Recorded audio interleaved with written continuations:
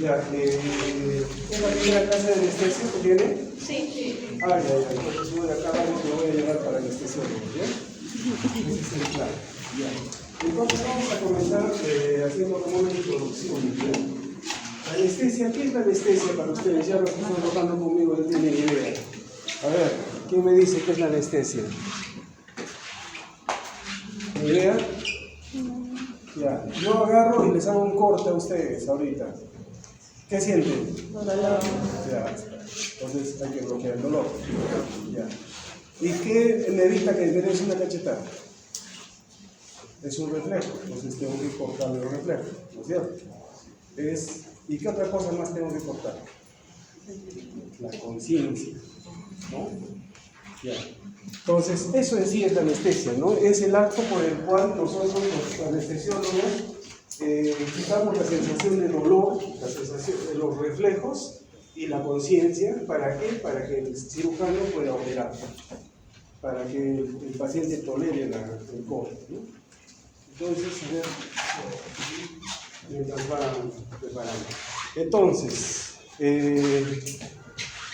¿qué tipos de anestesia hay? Ya hemos hablado con el grupo de... Vamos a hacer un juego, ¿ya? Voy a repartir desde la mitad para acá, va a ser anestesia regional, y de acá para allá va a ser anestesia general. ¿Ya? Ya, ambos me van a preguntar. ¿Qué tipo de anestesias hay? Y ya está, ¿no? Inteligentes son, han hablado con ustedes. Entonces ahora vamos a hablar de la anestesia regional, ¿ya? La anestesia regional consiste en bloquear la sensación de dolor de una parte del cuerpo, ¿no es cierto? Puede ser a nivel del neuroeje, que le llamamos neuroaxiales, ¿ya? Puede ser regionales, que puede ser miembro superior, miembro inferior, puede ser el lugar que nosotros queramos, ¿ya? El plan es el siguiente, es nosotros llegar al lugar y poner un anestésico local, y de esa manera ese nervio al que nosotros lo estamos abordando deje de funcionar. Y al dejar de funcionar bloquea la sensación de dolor, todos los objetivos que hemos entendido, ¿cierto? Ya está, ¿no? ¿Hasta ahí me entienden? ¿Sí? Ustedes que son anestesia regional. Los de esta fila van a ser neuroaxiales, ya por los dos grupos. Y ellos van a ser espinales y epidurales. ¿Entienden? ¿Ya? Espinales, epidurales. ¿Ya?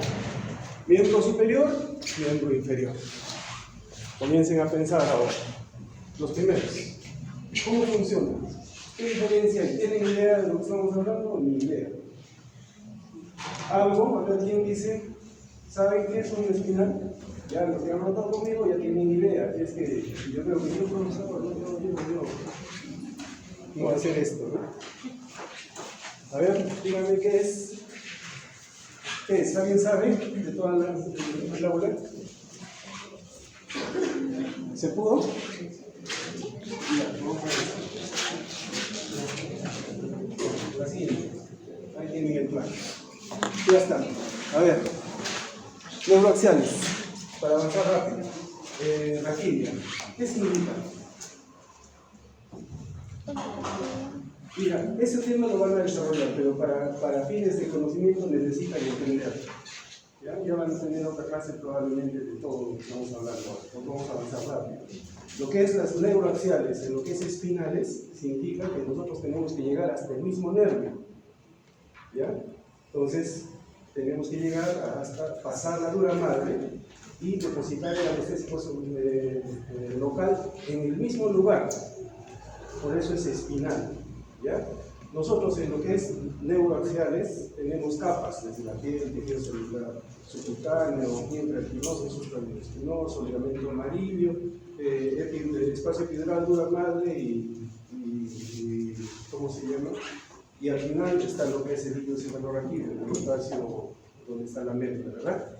Ya está. El fondo es entrar hasta lo más profundo sin llegar a la médula y depositar el anestésico local. Necesitamos poco, porque solamente ya estamos directamente en el nervio. Poquito volumen abarca toda la superficie, ¿no? Entendemos hasta ahí, ¿verdad? Chévere. Bien. Ese es un esquinal. ¿Ya? Más rápido su mecanismo de acción. Como es directo, más rápido va a bloquear. Más eficiente. ¿Por qué? Porque tú obtienes el concepto de reactivo y sabes que está en el espacio. Todo es a ciegas. Yo solamente palpo, me pongo así con los nudillos de la mano y en el espacio que queda a la mitad, ahí introduzco la aguja. Todo es a ciegas. Hay varias técnicas para llegar a eso que van a desarrollar en su momento, ¿no? Entonces, una vez que llegan ahí, le pones ojo anestésico local y ya tienes el bloqueo del lugar donde tú le pones. Con las conexiones neuronales, que también, me imagino que ustedes están más frescos que yo, saben, hay conexiones 4 betamegas hacia arriba y 4 betamegas hacia abajo. Entonces el bloqueo más o menos es así, ¿no?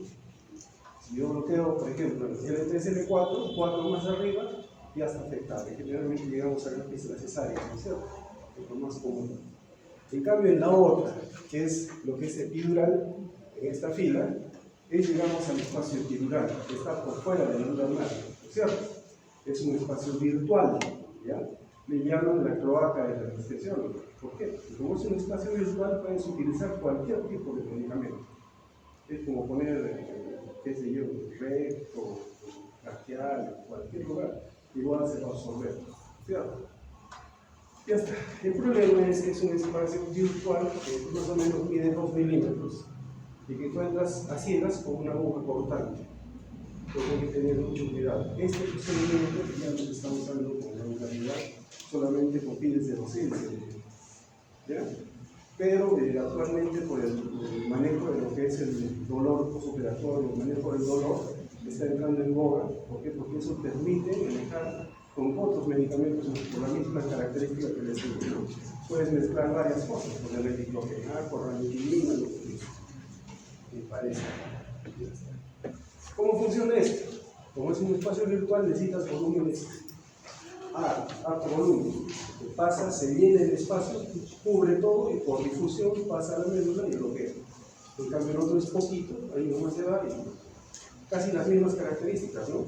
Va más arriba y más abajo, bloquea igual, 4 a 5 grados. Eso ya lo van a hacer. Pues ya entendemos hasta ahí, ¿cierto? Epidural, raquidia, ¿no? Ya está. Mientras, por ejemplo, una raquidia para una anestesia de 1 hora y media, ponemos 10 miligramos, 2 centímetros. Para una epidural ponemos 20 centímetros. 10 veces más. Y conseguimos el mismo efecto. Ya está. Pasamos a lo que es acá. Anestesias regionales. Acá está en el cuadrito, ven ahí. ¿Dónde estamos? Allá. ¿Ya? Hemos hablado de miembro superior y miembro inferior. Hemos dicho que esto es miembro superior, ¿no? Ya está. A ver, ¿qué se les ocurre en miembro superior? ¿Han visto alguna vez? ¿Saben? ¿Tienen idea? Mira, es el mismo principio que hice. Nosotros tenemos que individualizar o localizar los nervios. Entonces, vamos a ubicar los lugares donde hay nervios. La técnica puede variar, desde la anatómica, por reparos anatómicas, por electroestimulación, que significa que damos descargas eléctricas y el nervio se activa, ¿no? Y da el movimiento que queremos, ¿no? Por ejemplo, entramos acá en la región supraclavicular, ¿no?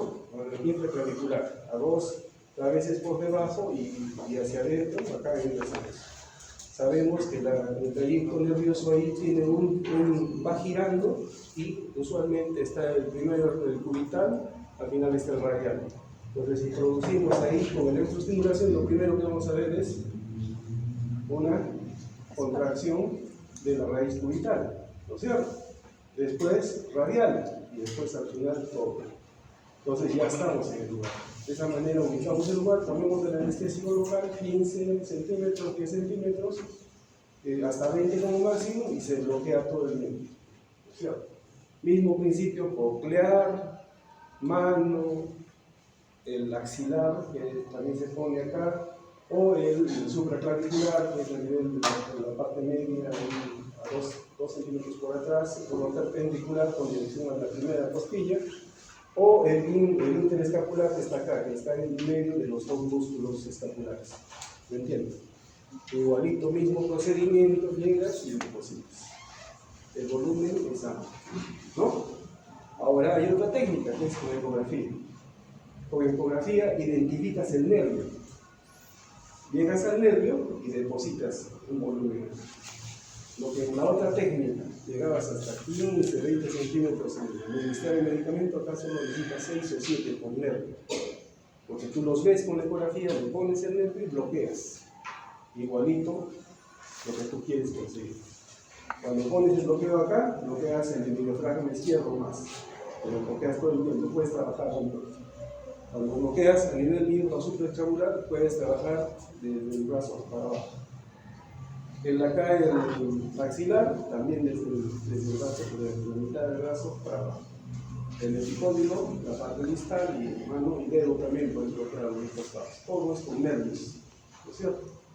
Ya han entendido. Ahora, miembros inferiores. El miembro inferior, ¿saben cuándo se utiliza? Cuando ¿cómo se llama? Cuando todavía estoy, no me puedo hablar, pero como que se había dictado.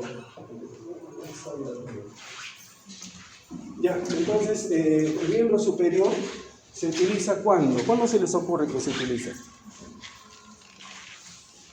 ¿Cuándo? Porque, obvio, quieres operar el pie, mejor es poner una epidural o una raquidia, ¿no es cierto?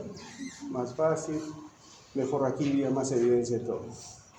Pero ¿qué pasa cuando no se puede? Pues ahí sí, ahí sí. Entonces, igualito que el miembro superior, tienes que pensar qué es lo que vas a operar. Si va a ser cadera, no vas a poder. Puedes hacerla, pero ya es más complicado, porque pones anestesia de repente, la anestesia del nervio, ¿cómo se llama el nervio acá? Ciático, ¿no? No, el ciático está acá atrás. Ya, inguinal, ¿no? Ya. Bloqueas ese nervio, tienes que bloquear también el ciático, atrás, y también el obturador, y el músculo cutáneo. Entonces son 4 procedimientos que tienes que hacer para intentar bloquear la cadera, ¿no?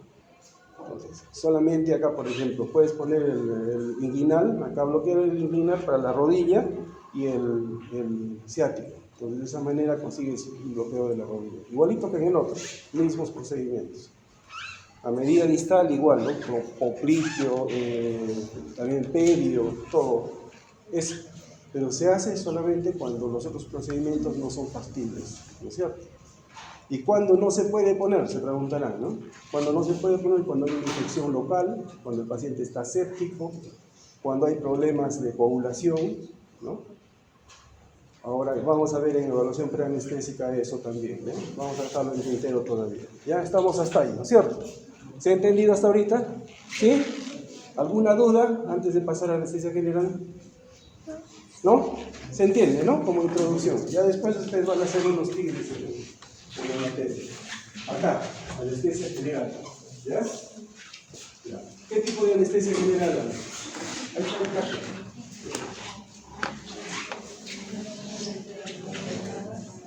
Ya. Ustedes van a hacer todo es anestesia general. Pero acá vamos a dividir en dos. En esta inhalatoria, esta endovenosa, esta combinada. Y la otra es balanceada. ¿Ya? En verdad, en esto hay diferentes autores a veces lo consideran como uno solo. Pero vamos a ver ahorita la diferencia. ¿Ya? Entonces acá estamos en inhalatoria, ¿no es cierto? ¿Sí? Y acá en endovenosa. ¿Sí? Ya está. Ahora miren, en lo que es anestesia general, nosotros tenemos que hacer caso a toda la definición que está ahí en la materia de la derecha. Mira, a esa definición tenemos que hacer, ¿no? En evitar lo que hemos dicho, ¿no? La conciencia, los reflejos, todo eso. Entonces, para eso, en la anestesia, hay 3 pilares. Recuérdense bien, los pilares de la anestesia. ¿Ya? Uno es el relajante, otro es el hipnótico y otro es el anestésico o el opioide, ¿no? Esos son los 3 pilares y funcionan como una campana de Gauss, como ya les dije a los que están trabajando conmigo, ¿ya? Si tú le pones mucho de este, el otro puedes ponerle poco. Si le pones mucho de este, el otro le puedes poner poco. Así vas balanceando y vas buscando. Miren, todos los medicamentos, todos los procedimientos que se hacen en anestesiología producen inestabilidad, ¿ya? Bajan el gasto cardíaco, todos son malos. Y como cruz, anestesia mala, así es, porque te puede matar. ¿Por qué?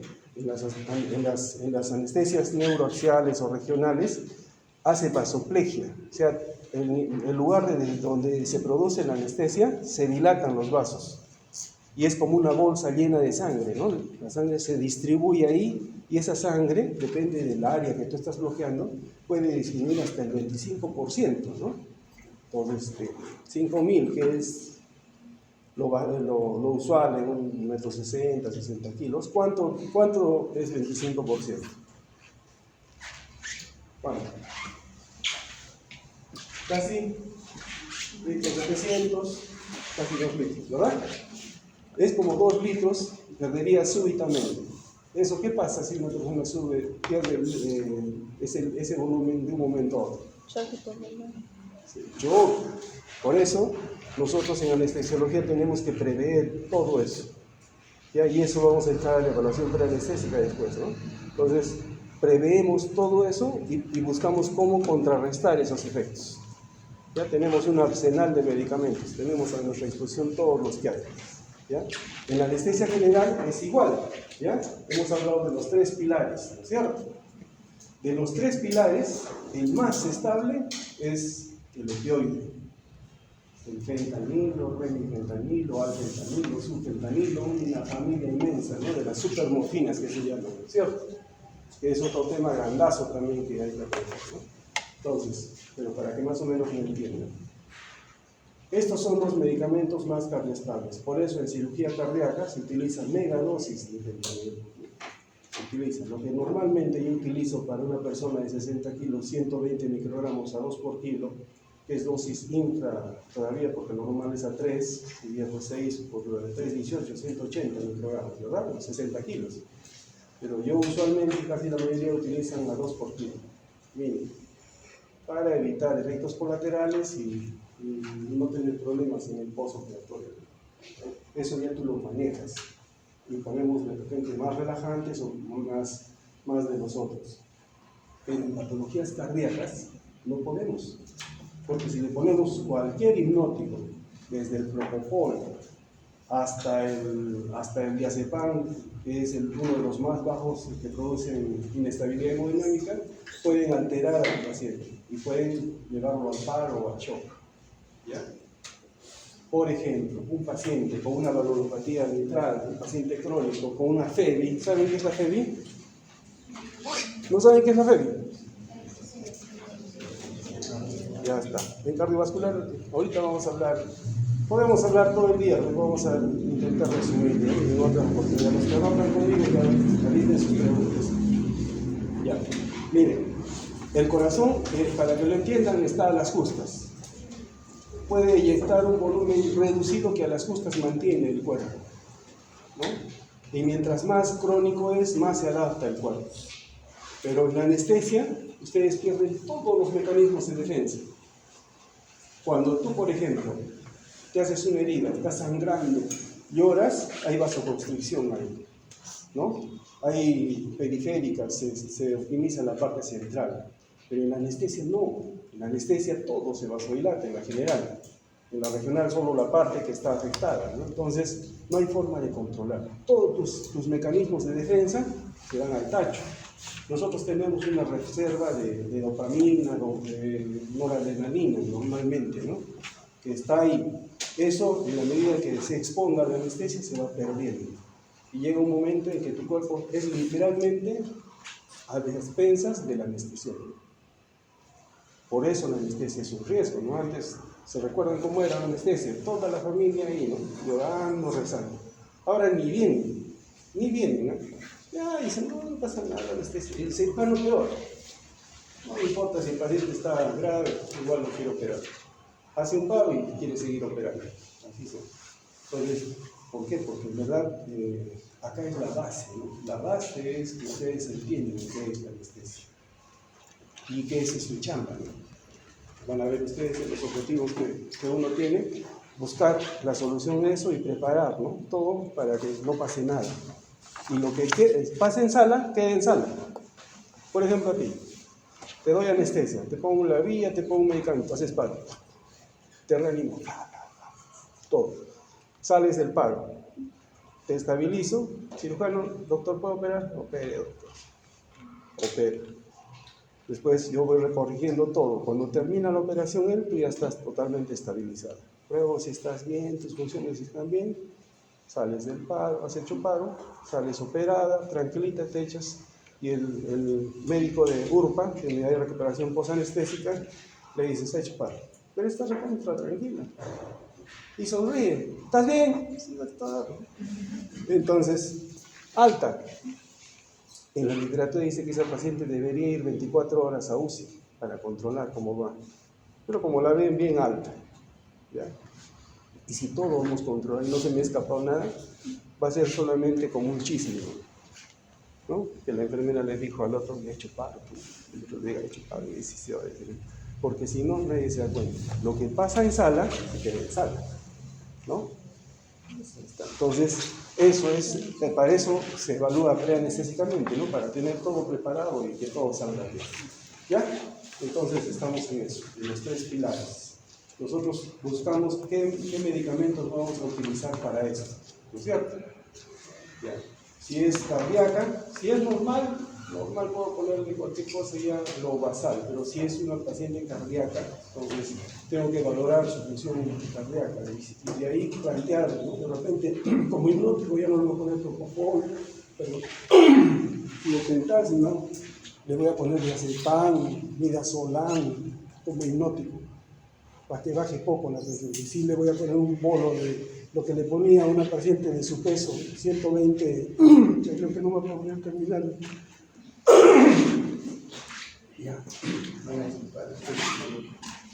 Ya, mira, yo lo que ponía 120 microgramos por ejemplo, a ella que más o menos debe estar pesando por 60 kilos, ¿no? 60 y tantos, ¿no? 55, ay, perdón. Ya, entonces ya, 55, 110, ¿no es cierto? Microgramos, a 2 por kilo de fento. Si es sería cardíaca, le pondría por 5. O sea, estamos hablando de 55 por 5, que sería más o menos casi 260, 270, ¿no? Ya está. Los que son buenos en matemática, ya. Entonces, miren la diferencia de volumen. Porque estamos hablando de una campana de Gauss, ¿no es cierto? Y como le estoy poniendo un hipnótico, le puedo poner diazepam, 1/4 de ampolla.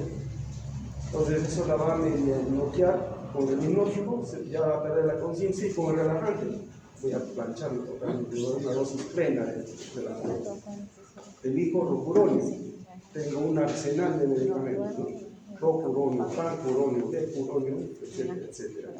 Entonces, de ese arsenal yo busco el rocuronio porque es más amigable con la parte cardíaca. La dosis que se indica es de 0.5 a 1.2.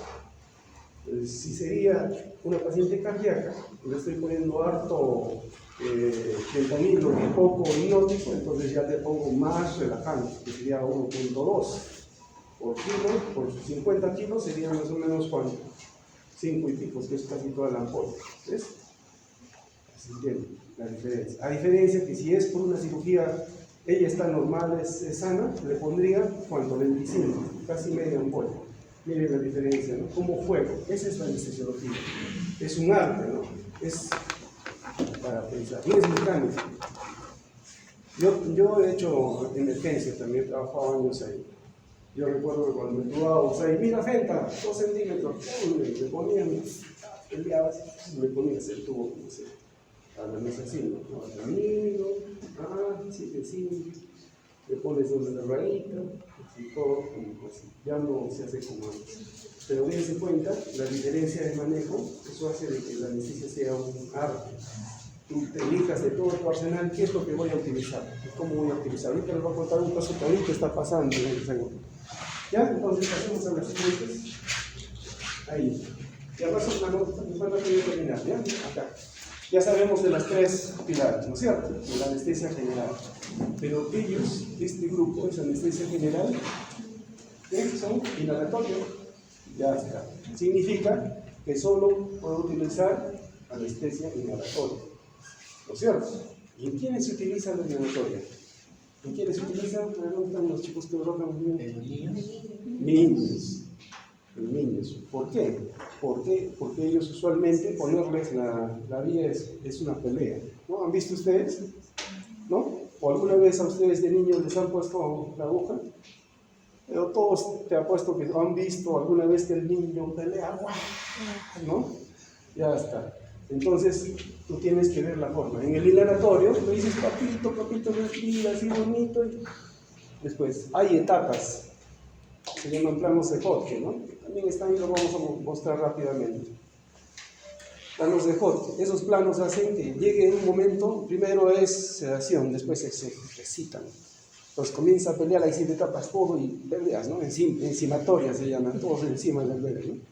Entonces ahí estás peleando hasta que se hace blandito. Y le ponen la vía y ahí tú puedes manejar, hacer combinada, puedes utilizar, ¿no? Balanceada, puedes utilizar solo inhalatoria, que es la mayoría. Porque ya el paciente, el niño se ha estabilizado en una presión y puedes mantenerlo con inhalatoria pura. Esa es la ventaja del niño. Le pones una máscara laringea o lo entubas y ya. Entonces él puede aguantar. Es inhalatoria pura, ¿no es cierto? En niños. Tenemos un arsenal también, desde el algotano, el sevoflurane, el desflurane, el isoflurane, todo. Cada uno tiene sus características. En niños, el sevoflurane. ¿Por qué? Porque es menos urgente, es más tolerable.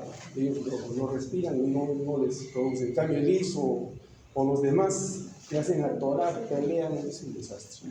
Por el otro puedes manejar. ¿Ya? Esa es inhalatoria pura, niños. Endovenosa, acá endovenosa. Endovenosa significa que todo es por vía endovenosa, ¿no es cierto? Los tres pilares: relajante, hipnótico y opioide. ¿Ya? En endovenosa hay dos cosas más, lo anterior. Hay dos. Una es TIVA y otra es TCI. ¿Tienen idea de eso? ¿Nadie? ¿Alguna vez ha escuchado TCI, TIVA? En inglés. En inglés. ¿Ya? ¿En qué consiste? TIVA es anestesia endovenosa total. TIVA. Le pones el medicamento en cloruro, en tu mismo frasco, puedes ponerlo y gotearlo. Esa es anestesia endovenosa. Puedes agarrar un aparatito que te dice TIVA y sales, solo calculas kilo peso. A ella le corresponde tanto y le pones. Eso es TIVA. Y TCI es Target Infusion, que es un programa. Y ahí tú trabajas por objetivos. Si tú quieres afectar la parte neurológica, ya el programa, de acuerdo a lo que tú programas, te calcula la concentración exacta del medicamento que va a llegar al lugar así perfecto. Entonces, la diferencia entre las dos es que definitivamente el TCI es mucha más calidad. Dar los medicamentos justos y exactos para poder dar anestesia, ¿no es cierto? Hasta ahí me he entendido, ¿no? ¿No? Ya está. ¿Y combinada? ¿Qué es combinada? Para combinar esta parte inflamatoria. O balanceada, ¿qué es? De varios, ¿no? Tú puedes utilizar todo lo que has aprendido de acá para allá para conseguir tu anestesia. Por ejemplo, ya, yo quiero, para contarles, hay una señora que ahorita se va a operar, una vesícula. El cirujano manda la orden para la solicitud a sala. Yo veo y le hago la evaluación preanestésica, ¿no? Le digo, señora, ¿cómo está? ¿Qué antecedentes? A ver, 47 años. Obesa, ya, le digo, todo bien. Otro problema, alergia, me dice. ¿A qué? A los AINES, hasta el metamizol, hago alergia a todo casi, ya. ¿Algún otro problema? Sí, dice. A los 15 años me han entrado a sala y no sé, terminado en UCI. ¿Pero qué ha pasado? Mi papá sabe. Ah, ya. ¿Qué ha pasado? Creo que he dejado de respirar. Y yo, ¿cómo le digo, no? Pásame con tu papá, quiero saber qué ha pasado. Le llamo al papá y el papá desesperado me dice, ¿sabes qué? Me dice, ella, le estaban haciendo un procedimiento, le estaban operando el apéndice, del apéndice, y de repente ha hecho paro y ha terminado en UCI 3 días. Ha hecho paro cardíaco, le han llegado a operar, sí, pero ha ido a UCI. Y después, cuando llega más jovencita, a los 18, 19 años, quería hacerle la lipoescultura, la han intentado poner anestesia, otra vez hecho paro y ha estado 3 a 4 días en UCI. ¿Eso qué les parece a ustedes? ¿Qué piensan? Alergia a la anestesia. ¿Qué es? Alergia. ¿Qué ha pasado? Shock anafiláctico. ¿Podría ser? Podría ser. ¿O qué otra cosa puede pasar? Para eso se hace la evaluación preanestésica. Ese es el objetivo. Entonces yo rápido, cardíaco, ¿puede ser? ¿Cardíaco? También puede ser, ¿no? Tendría un síndrome de la Brugada, un que se llama síndrome de preexcitación, una cosa así, ¿no es cierto? O un problema valvular, una cardiopatía, pero que no tiene, porque después de eso siempre lo ha visto el cardiólogo, ¿no? Una persona que hace el paro, lo mandan al cardiólogo varias veces, y ha ido varias veces y nunca le han dicho que no tiene nada de cardiología. Entonces, esa es lo que ella dice, probablemente. Una alergia a los medicamentos, como tiene antecedente de alergia. ¿Pero a cuál? Échate a buscar, porque utilizamos 3 de base, pero utilizamos coadyuvantes cualquier cantidad, ¿no es cierto? Entonces cualquiera puede ser. Entonces, opción, ¿qué opción tengo? Allá. Están pensando en una combinar o balancear, ¿no? Buscar qué es lo que le han puesto. Tiene antecedente cesárea, entonces le han hecho una cesárea, entonces alergia a los anestésicos locales, probablemente, ¿no es cierto? Pero sí a uno de los otros. Entonces voy a tener que jugármelas. Voy a ponerle una regional y voy a inducirle y todo, voy a hacer con una anestesia de acá que es inhalatoria, ¿no es cierto? Voy a inducir con sevoflurane hasta que llegue eso y voy a poner un relajante y ahí la voy a mantener hasta que opere rápido y a rezar, ¿no? Porque con cualquiera se puede pasar cualquier cosa. ¿Ven? Ese es el plan anestésico y voy a echar eso. Ellos pueden combinar, pueden hacer un bloqueo, pueden hacer TAP, hay otros procedimientos que no les he contado, ¿no? TAP son bloqueos superficiales para que no les duele, la pareja combinar nomás para que operen ahí, ¿no? Y puedo hacer inhalatoria, es combinar las cosas, ¿no es cierto? ¿Me entienden hasta ahí? ¿No es cierto? Ahora ya tienen una idea de lo que es anestesia. Eso es anestesia. Ahora entremos a lo bonito. Este problema de la anestesia siempre ha habido, ¿no? Dice incluso de que ¿cómo se llama? Mira, 3.500 años antes de Cristo ya existía ya, ¿no? Ya hay antecedentes de que ya la gente estaba preocupada, porque a todos les duele, ¿no? Dolor de muelas, dolor de parto, dolor de todo. Vamos a resumir, es bastantes, hasta los indígenas peruanos con la coca, ¿no? O los chinos con el opio, ¿no? O sea, todos han intentado. Pero en esto de la historia hay que tener en cuenta cosas importantísimas que ha cambiado el mundo. Esto ustedes lo van a tener, ya su delegada lo tiene, si es que ya iba a venir el examen, ¿no? Sí, ustedes no problemas. Lo que sí ha cambiado las cosas es el uso primero, el uso de ¿saben ustedes qué es el óxido nitroso? El gas hilarante, ¿no es cierto?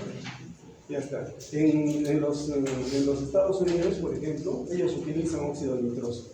Yo he utilizado, en el Sabogal que me he formado, he utilizado el óxido nitroso.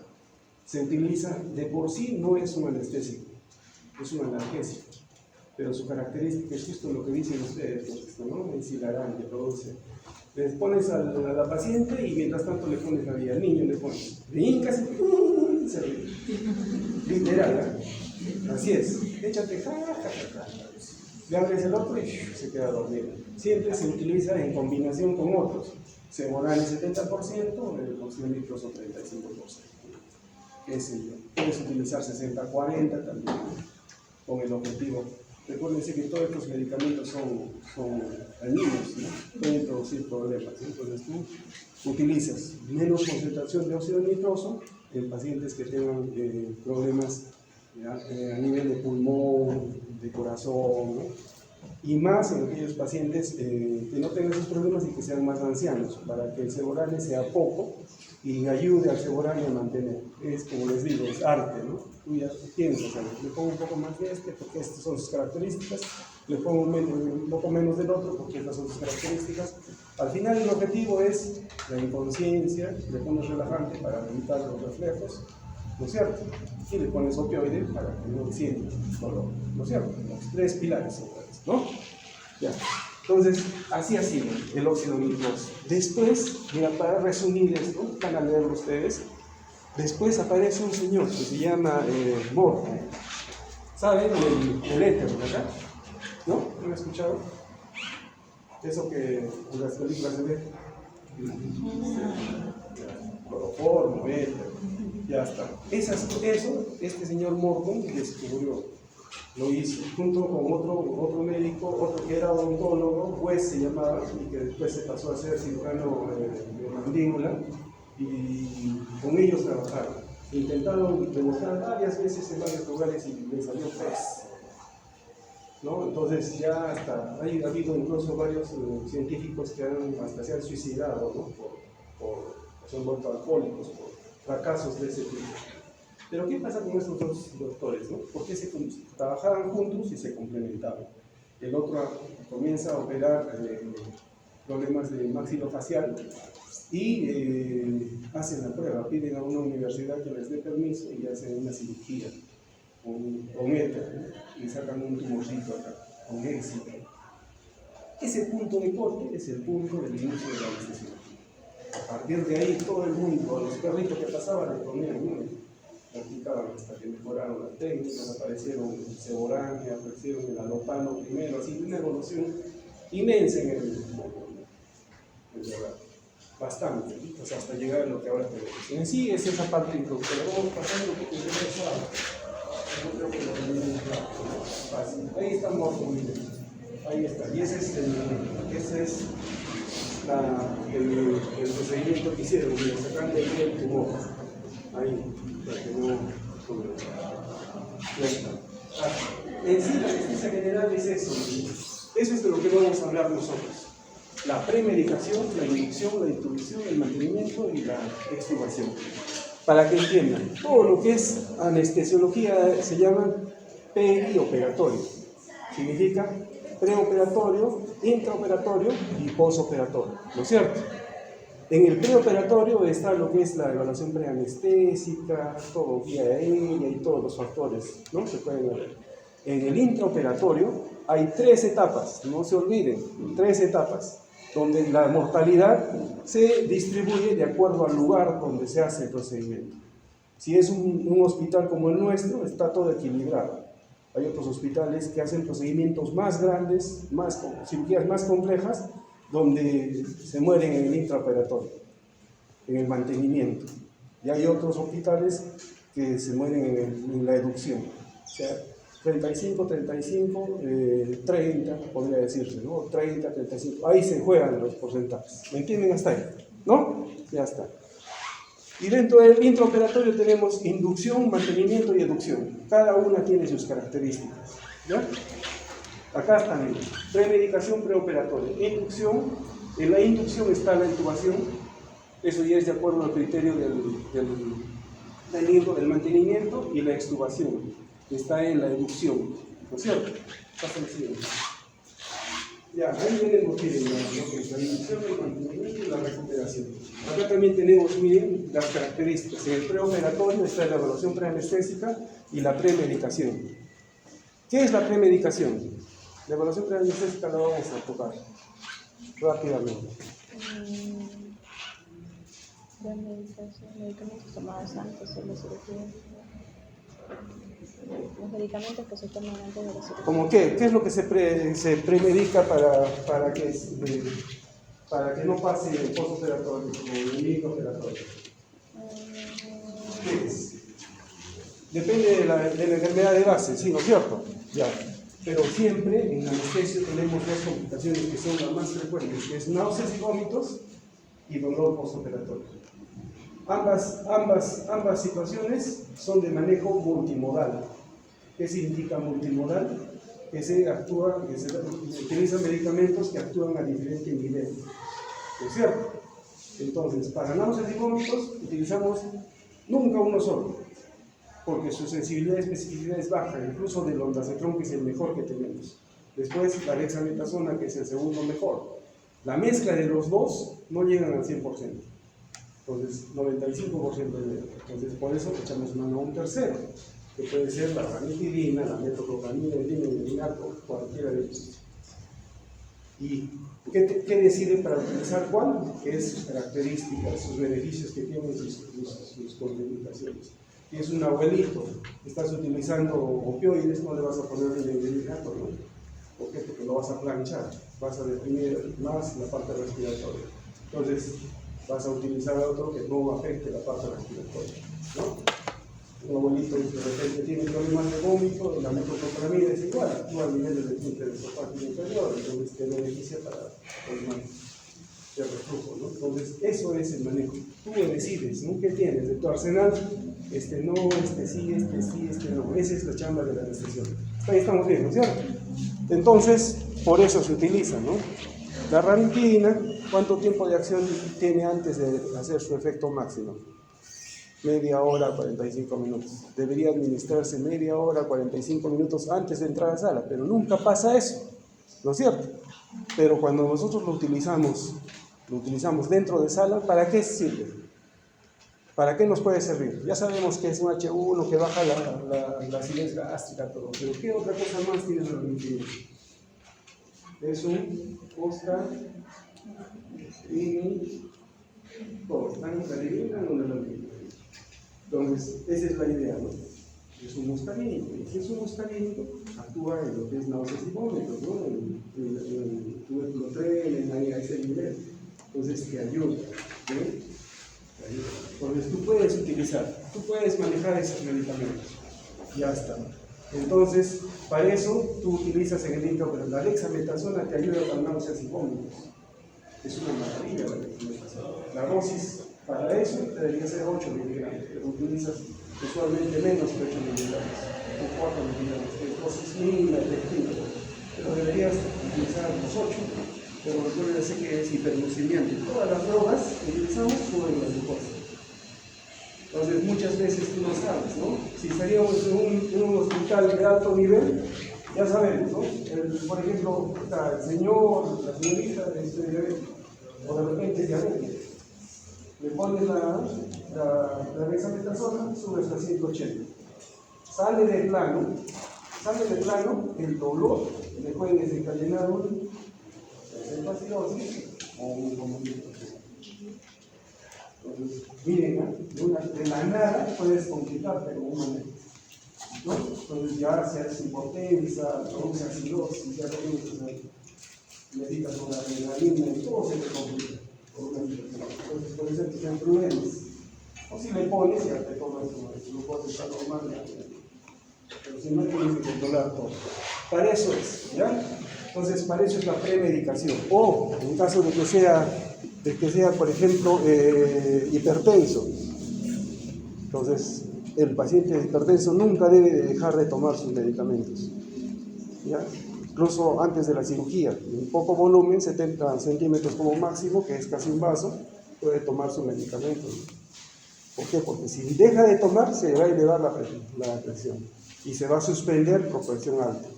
Entonces, para eso se llama premedicación. O de repente es un paciente que convulsiona, ¿no? O es un paciente con esos psiquiátrico que tiene depresión, que utiliza y que puede ser una crisis, ¿cómo se llama?, por suspensión brusca del medicamento. Todo se te puede complicar. Entonces, todo eso es la evaluación preanestésica.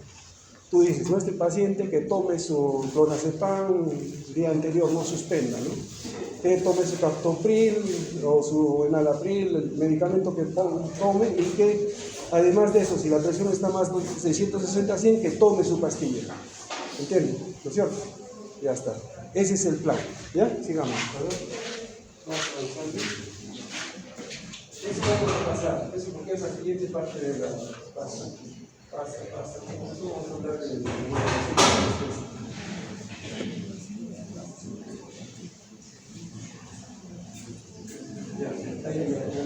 Miren, en monitoreo. Una vez de que ya la evaluación preanestésica vamos a desarrollarlo al final, ¿ya? Ojalá que nos alcance el tiempo, porque a este paso no nos va a alcanzar. Pero vamos, en verdad, estos son temas, ¿no? Podemos hablar horas de esto, pero vamos a intentar ser más concretos. Al momento de entrar en el intraoperatorio, nosotros tenemos que cumplir requisitos indispensables. Uno es el monitoreo, ¿no es cierto? Y el monitoreo está en relación al tipo de paciente que uno quiere anestesiar. Por ejemplo, es un paciente con una FEBI de 35, es un anciano de 86 años hasta 96 están entrando, 100 la otra vez hemos operado, 100 años. Entonces, ¿cómo lo vas a monitorizar? Ya no es una cuestión de la presión, pulso, temperatura, lo básico, sino a él necesitas monitoreo avanzado. Tienes que pensar en catéter venoso central, línea arterial, ¿no es cierto? Es parte del monitoreo. Y como saben que hay un riesgo en la inducción, tiene que entrar antes de comenzar la inducción ya invadido. Todas las cirugías para la programación, un paciente está normal, un ASA1, ¿saben qué es ASA? Ya está chévere, sí es eso. Entonces un ASA1 que no tiene comorbilidad, que no tiene riesgo anestesiológico, lo básico. Pero si ya es un paciente ASA3, ASA4, entonces ya tienes que invadirlo y tienes que comenzar tu inducción controlando la presión, controlando todas sus funciones para que no te haga descompensaciones. Porque cada descompensación es un problema. A ver, recupéralo, ¿no? Todo se complica. Más acidosis, desatura, isquemia, infartos, de todo hace, ¿no? Descompensaciones cardíacas, todo se puede complicar. Por eso lo ideal es tus parámetros preoperatorios de tu plan operatorio que has hecho, es mantenerlos en todo momento controlados. ¿Me entienden? ¿No? Ya, ese es el plan. Entonces el monitoreo es vital, como vemos acá. Presión arterial no invasiva, electrocardiografía, ¿no? Los chuponcitos que se ponen, ¿no? ¿No? ¿Conocen, no?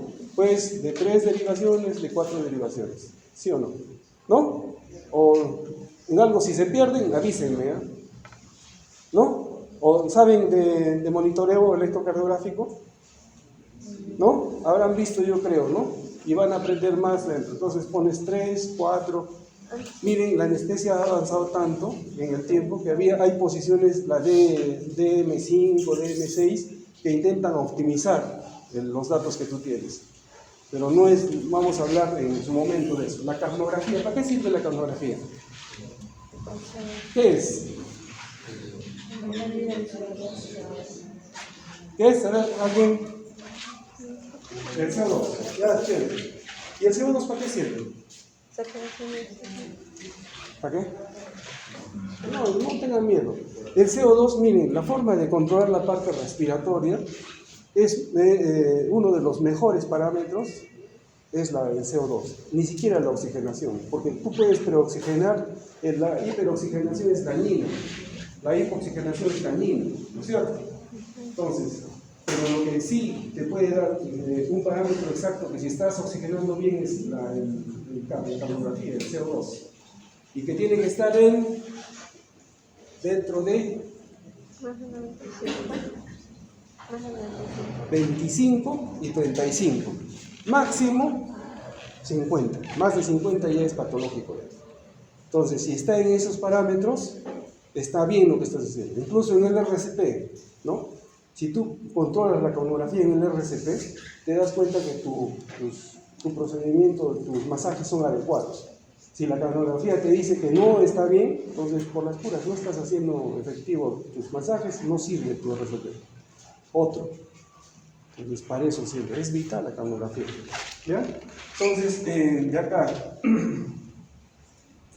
esto ya te da la máquina, la oximetría expiratoria que te da la máquina, ¿no? ¿Y para qué sirve? Para saber si el volumen que tú le estás introduciendo sale adecuadamente. De repente sale en la misma concentración, significa que hay un problema que está o has entubado mal o que no está permitiendo el intercambio gaseoso.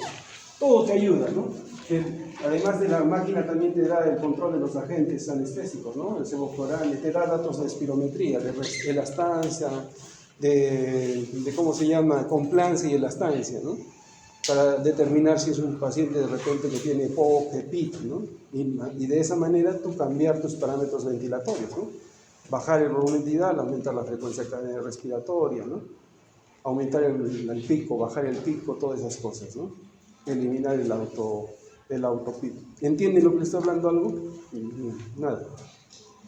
Hablen con confianza, ¿ya? Para darles una idea. La idea es que aprendan.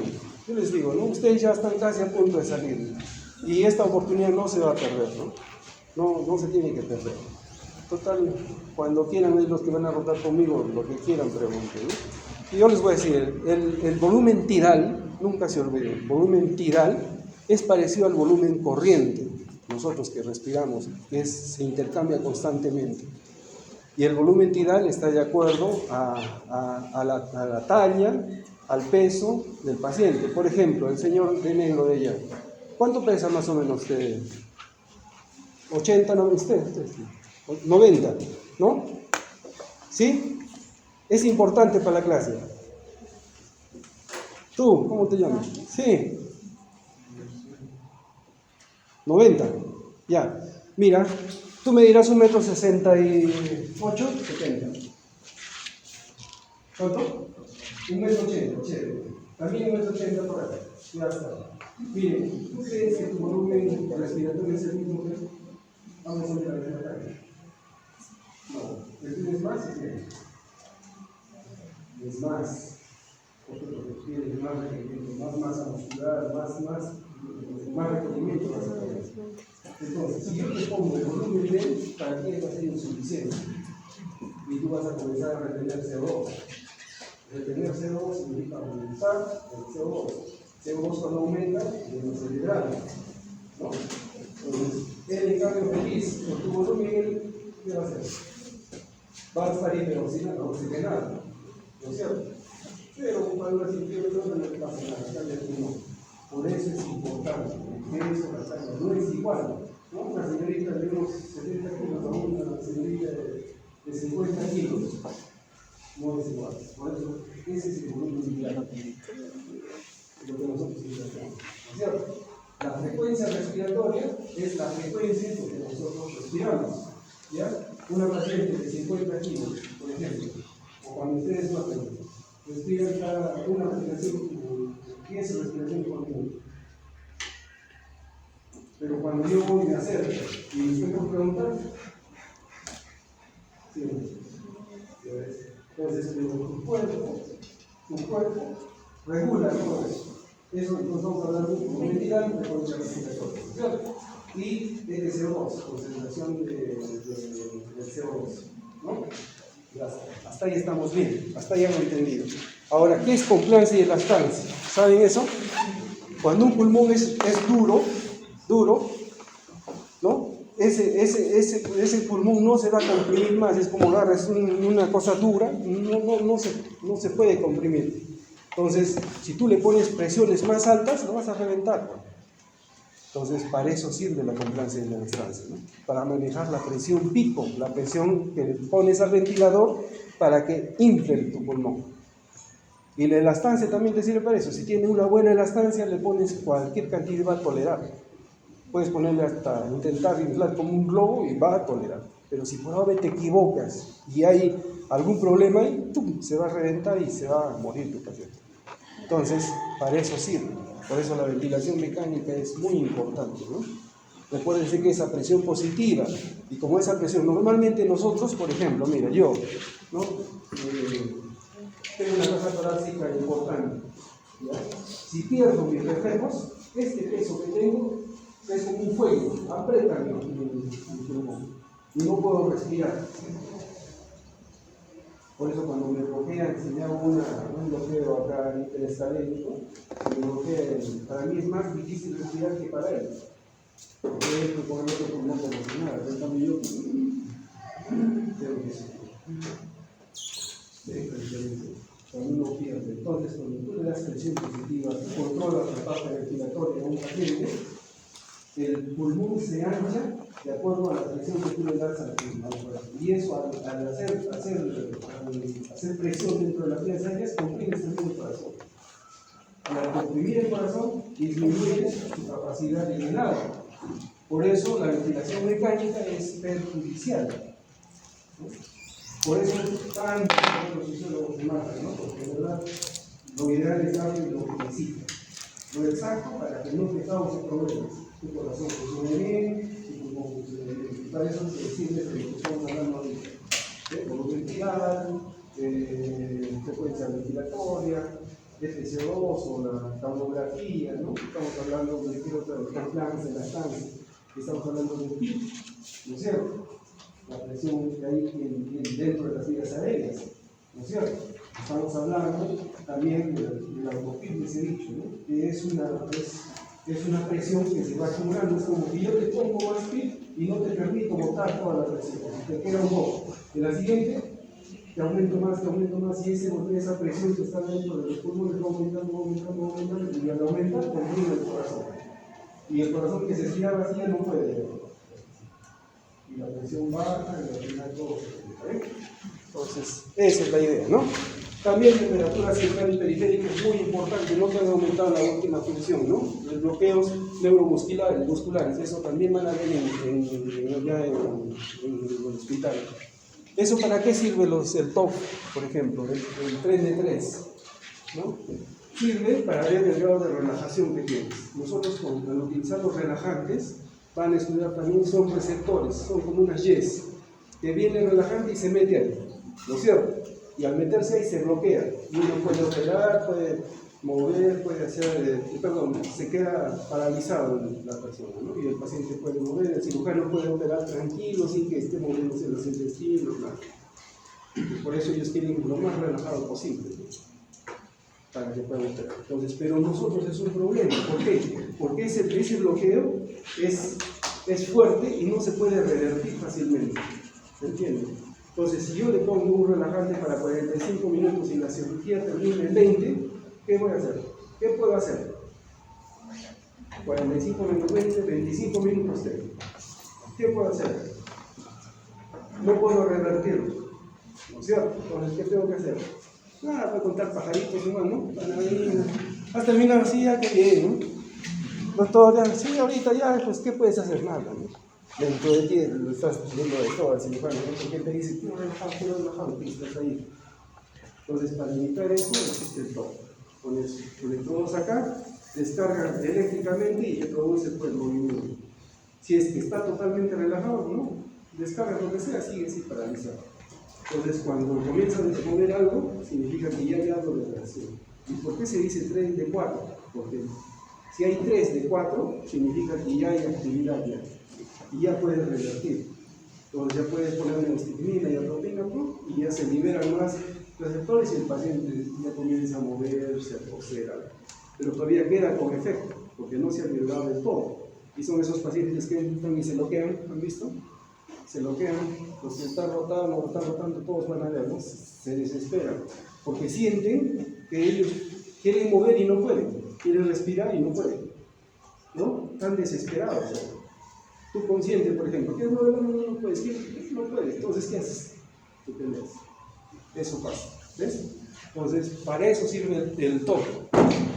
Diuresis horaria vital, ¿no? 0.5 por hora, vital. Es uno de los principios que tiene la anestesiología. Tienes que estar mirando, ¿no? Si no orina, recuérdense que la insuficiencia renal es irreversible. Los nefrones que mueren ya no se recuperan. Por eso no hay que dejarlos morir. Apenas está bajando la diuresis, forzar la diuresis para que esa función se recupere, ¿no? De esa manera se mantenga.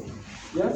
La presión arterial invasiva. ¿Para qué se utiliza la presión arterial invasiva? ¿Saben qué es la presión arterial invasiva? Ya. La presión arterial normal se pone acá, ¿no es cierto?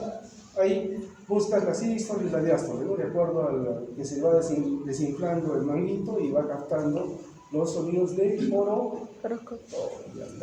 Entonces, la línea arterial significa colocar un catéter dentro de la arteria y va a un traductor y ese traductor capta lo mismo que capta acá, pero en forma directa y continua. Entonces, eso permite que si tú le pones un medicamento, baja la presión y dices, no, le está haciendo mal, lo suspendes. O más bien estás más lento. Entonces, te permite manejar las cosas con más precisión, ¿no? Además de que actualmente hay monitoreos avanzados que son combinación de línea arterial con catéter venoso central, ¿no? Tipo Vigilé o tipo Voltrac. Hay varios tipos de monitoreo que se utilizan, que son avanzados, semi-invasivos se les llama. Entonces, ahí te dan incluso la concentración de agua pulmonar, te da la presión de pico a nivel del pulmón, ¿no? Te dan muchos datos que te sirven para manejar a tu paciente de forma adecuadamente.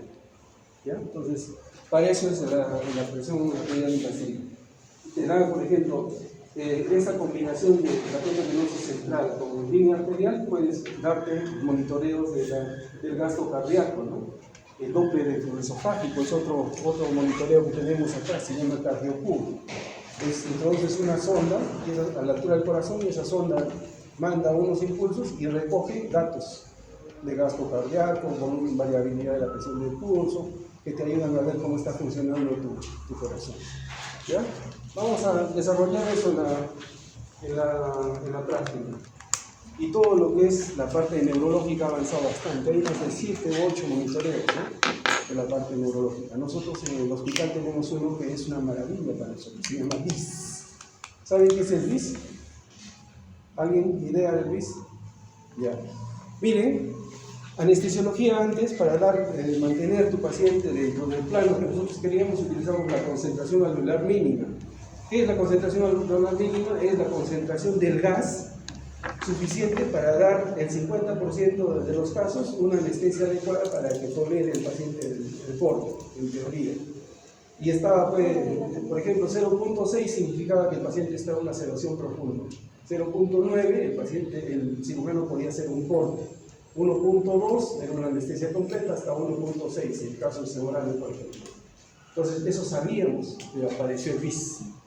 Y en el BIS lo que vemos es la actividad cerebral. Es un electrodo que manda descargas y recoge la respuesta de la neurona y te da forma de ondas. Hay más de 5 ondas. La onda que nos interesa en anestesiología es la delta, la lenta, ¿ya? Porque eso nos da el grado de la profundidad anestésica. Entonces nosotros buscamos eso como BIS. Hace poquito, miren cómo es. Si viene a un paciente que es posoperado y dice muerte cerebral, hay que ver si es viable para trasplante o no. ¿Ya? Yo llego a mi guardia y digo, muerte cerebral, no creo, traigan el BIS. Traemos el BIS, le pongo y actividad cerebral. ¿Un paciente con muerte cerebral tiene actividad cerebral? No fue. Entonces el paciente por altura le estaban destetando todo, ya no le daban, ya no le pusieron un pedal, los parámetros ventilatorios estaban al mínimo, la no estaba revisando el paciente porque no le daban soporte, señor, porque pensaban que era muerte cerebral. Le pongo el BIS y estaba activo. Entonces le recuperamos todo lo que utilizamos, el paciente se va de URPA, ni siquiera de UCI porque nunca tiene cama, se va despierto. Ahorita el paciente está pasando a piso ya, despierto. Y nosotros nos reímos de no que estaba muerto. Para eso es el BIS. Y para nosotros en anestesia una maravilla, que nos dice la literatura que tiene que estar entre 40 y 60. Lo mantenemos en 40 y 60. Entonces, si no necesita Seborano, le vamos quitando, se llama ventilación a flujos bajos, se llama. En los congresos agarraban, el año pasado decían, llegamos hasta el 0.6, con el BIS podemos llegar a menos. Vas quitándole el Seborano, ¿no? Porque estás viendo que se mantiene entre 40 y 60. Y ves en un rato está en 0.3, 0.4.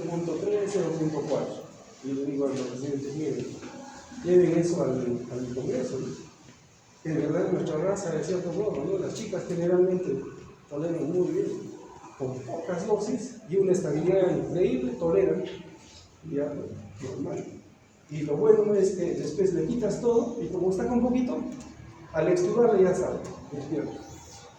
Y va a su cama, despierta. Ya no es como antes que están planchados todo el rato, ¿no? Inmediatamente, entonces, si lo manejas muy bien y con todas las herramientas, puedes sacarla despierta. Para eso es el BIS. Ya lo van a conocer cuando pasemos ahí también.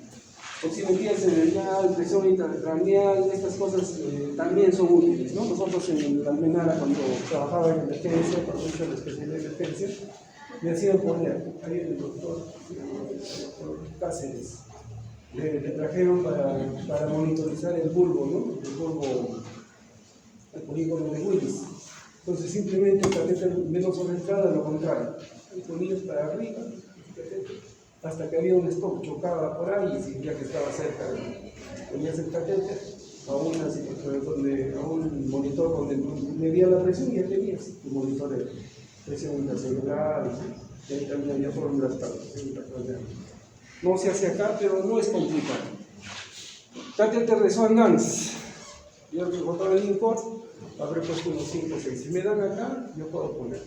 No es una cosa del otro mundo. Es igual que el catéter venoso central, Solamente que la clave es identificar las características de las ondas que te dan a medida que vas pasando el corazón.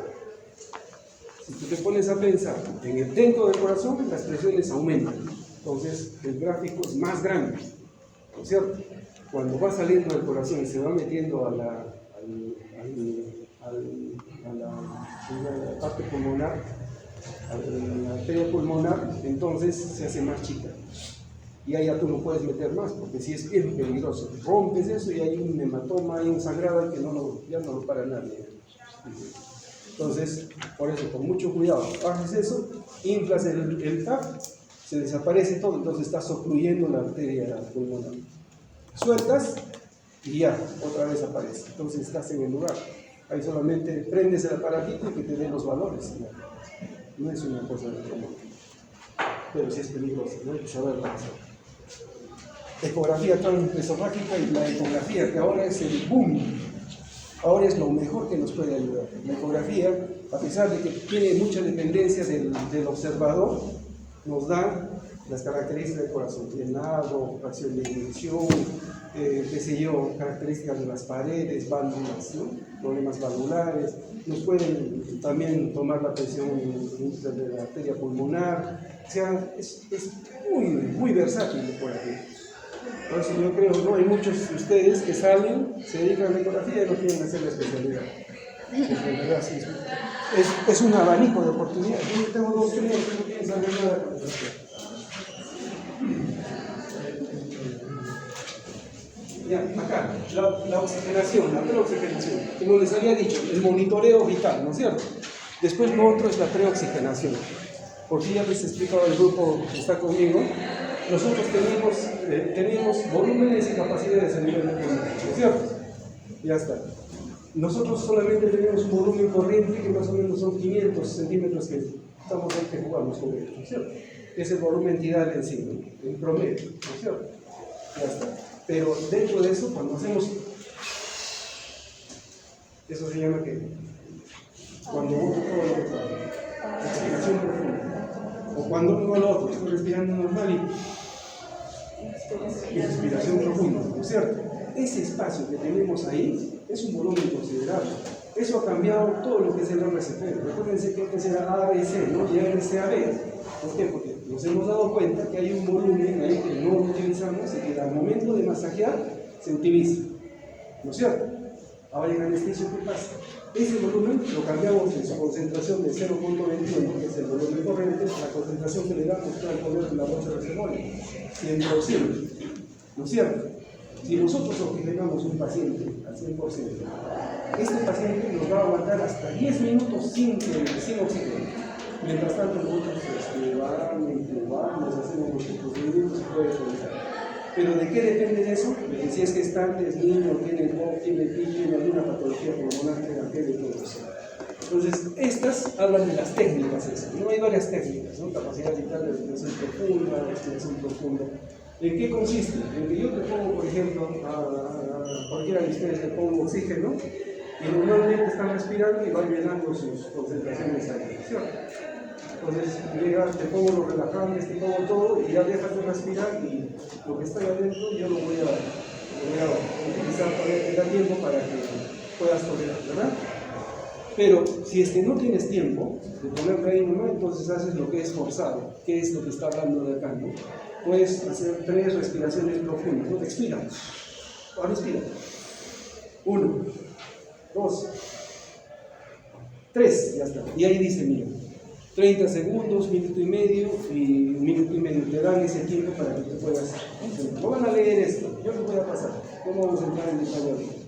Pero siempre el oxígeno al 100% y te da, mira, 3 minutos de tiempo para que puedas. Eso es la preoxigenación vital. Hemos hablado del monitoreo, preoxigenación, ¿no? Vital. Sigue la que va pasando. Y la vía periférica, otro punto clave. ¿Ya? ¿Por qué es importante la vía periférica en anestesia?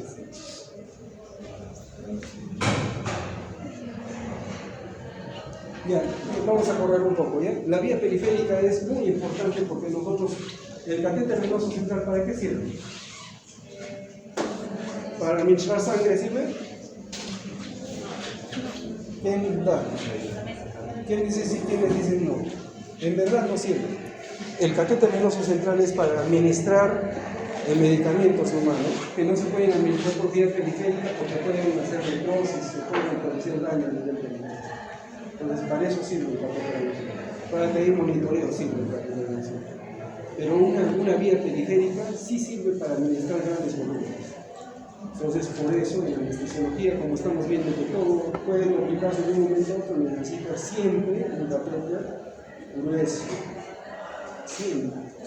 Entonces, para eso, muchas veces, mírense ustedes mismas, algunos no observaron sus venas, ¿no? Pongan otro sí, ¿no? Otro sí, yo sí miro. Entonces, hay algunos que no. Entonces, las referencias anatómicas son vitales, ¿no? Y ahí te dan, mira, ¿dónde puedes? De memoria, sabes que por acá está, ¿no? Haces maniobras para que aparezca y mira, comienza a aparecer ahí está, ¿no? Ahí pulsas, así es. ¿Ya? Entonces, ya los puntos de referencia están dados, a nivel de pie, a nivel de miembro superior. Entonces, tú buscas ahí y tienes que dar. Yo, por ejemplo, eso pasa, ¿no? La enfermera no puede, el anestesiólogo puede. Y yo muchas veces, igual que la enfermera, no veo, ¿no? Pero por referencia anatómica, ¿no? Por acá está pasando, intento buscar, siento algo, ahí está. Casi la mayoría de las veces le doy. ¿Ya? Pero eso es vital. Sigue la siguiente. Ya está. Ahora vamos a entrar, mira, lo que les he dicho, ¿no? La triada de Gray. Relajación muscular, analgesia y hipnosis, ¿no? Y luego esto es lo que les decía: anestesia, pérdida de la sensibilidad, pérdida de la conciencia, depresión de la actividad refleja, todo lo que hacen los relajantes, y la mioresolución, la pérdida de la motilidad voluntaria, ¿no? Que se consigue con los tres primeros. Ya, la siguiente, sigue pasando. Van a tener eso, es que no. Y esto es lo último de esta parte, ¿no? De esta parte, que es los tipos de anestesia, ya hemos hablado, y los medicamentos que vamos a utilizar, ¿no? Los gases, si ya los tiene, el óxido nitroso que hemos hablado, los líquidos volátiles. La mayoría de los cebolán, el alortano son líquidos en verdad, ¿no? que se volatilizan, y en esos dispositivos tienen sus características específicas para controlarlos, ¿no?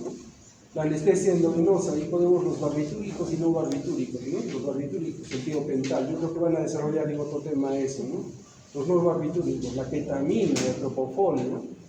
Las benzodiazepinas, ¿no? El fentanilo, el domperidol, acá y la combinada, como hemos dicho, ¿no? De todo un poco. Cada uno de estos tiene sus características, ¿ya? La ketamina, por ejemplo, la ketamina es un medicamento increíble. ¿Quién sabe algo de la ketamina? ¿Verdad que te mantiene consciente?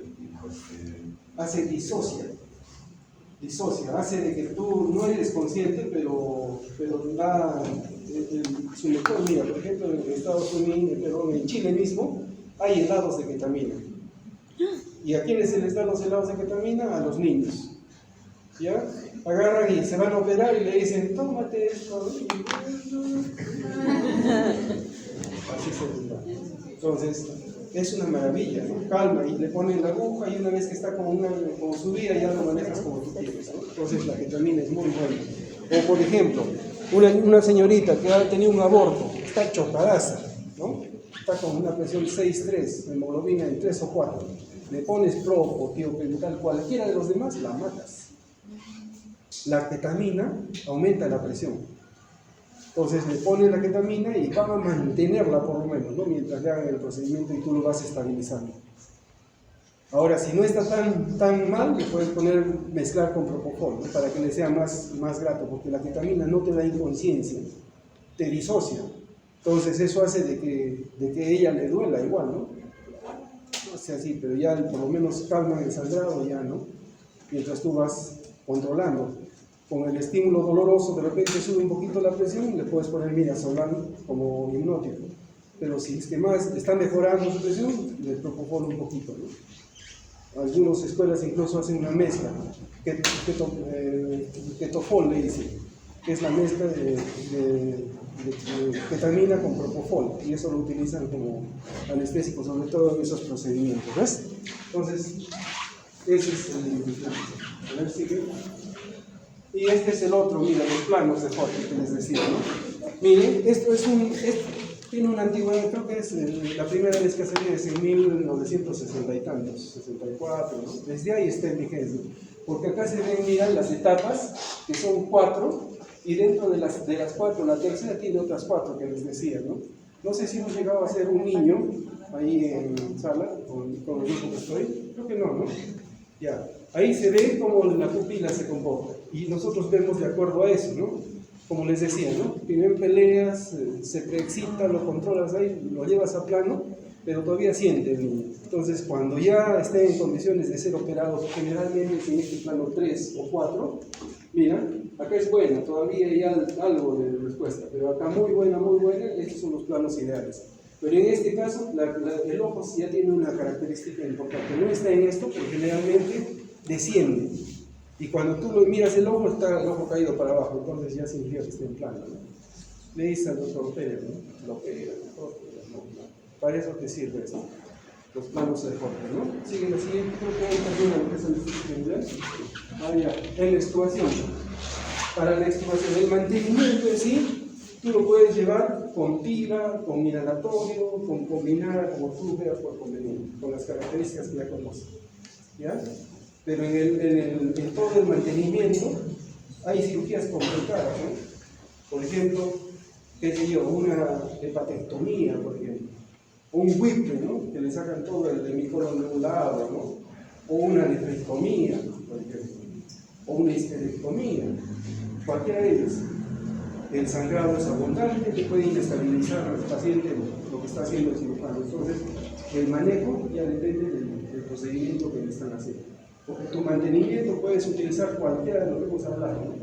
Inhalatorio puro, puedes utilizar combinado, puedes utilizar de acuerdo a las características y lo que tú quieres conseguir con tu anestesia, ¿no es cierto? Ya está. Entonces esa es la parte del mantenimiento.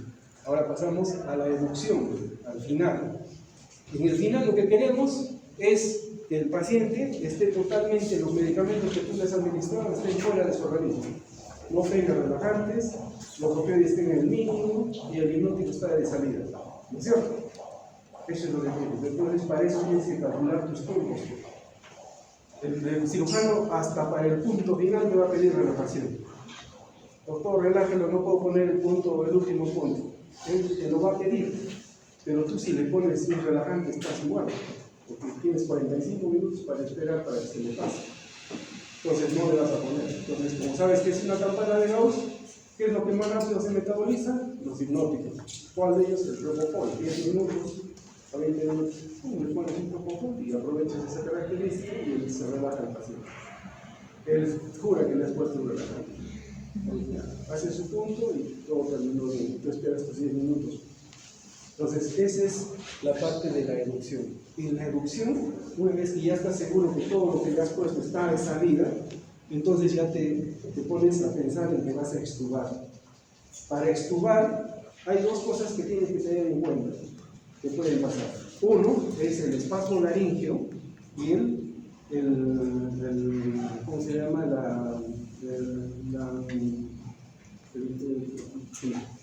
El espasmo bronquial, ¿ya? Graves, de alta mortalidad. Con decirles, hace 2 meses casi se muere una niña de 8 años, que era una niña hermosísima, doctor Chilito, échate manita, se respira, ¿no? Recontra colaboradora. Pero ¿qué pasa? Ella tenía una condición, que tenía las cuerdas vocales embatiendo. ¿Qué significa? Que es como una bolsa. Se ha hecho un espasmo laringeo y cuando tú quieres ponerle volumen, es como un globo, se infla, pero no se abre. Entonces yo le hago para romper el espasmo, entonces, y la saturación, ¿no? 90, 80, 70, 54, 45, casi para. Entonces, me desesperado, intenté entubar, estaba embatiente, no se abría, la mala, intenté entrar, todo me entró y recuperada. Ya perdí unos 10 años de mi vida, ¿no? Una niña y los papás totalmente jóvenes como ustedes, ¿no? Y hubiese sido un problema terrible para mí. Pero como todo lo que quede en sala se queda en sala, se recuperó, la niña salió bien, todo solamente fue un evento casi fatal y terrible para mí. Entonces, Por eso es importante tener siempre el FIO al 100%. Cada vez que tú intentes hacer un procedimiento, extubar, cualquier cosa que hagas, tu paciente tiene que estar con un FIO de 100% y saturando 100%. Porque puede pasar de todo en el interior, como me ha pasado a mí, como estoy contando, ¿no? Totalmente tranquilo, una cirugía sin ninguna eventualidad, al final se me complica por este problema. Entonces, dense cuenta. Entonces, es importante que esté con todo el FIO al 100%. Y lo otro bastante importante es la aspiración. Una gotita que entre ahí, estimule al paciente y llegue, es como que nosotros, ¿no? Comete, pásate, atórate con algo, ¿qué pasa? ¿Cierto? Pero tú estás consciente. Tu cuerpo y tus músculos botan, pelean contra el problema. Pero una persona que está inconsciente, semi-inconsciente, no, y se deja llevar y se muere. Entonces, por eso en las extubaciones hay dos tipos: paciente despierto o paciente dormido. Dormido todo es flácido, todo es ahí, ¿no? Entonces no hay mucho estímulo. Despierto, le quitas y el mismo paciente se defiende. Le quitas eso, él se defiende. La probabilidad de que haga alguna complicación es mínima, porque mientras más despierto está, más controla la vía aérea. En el dormido, en cambio, le aspiras bien, lo manejas ahí, lo dejas en posición de rescate, y si no hay ningún estímulo, todo chévere.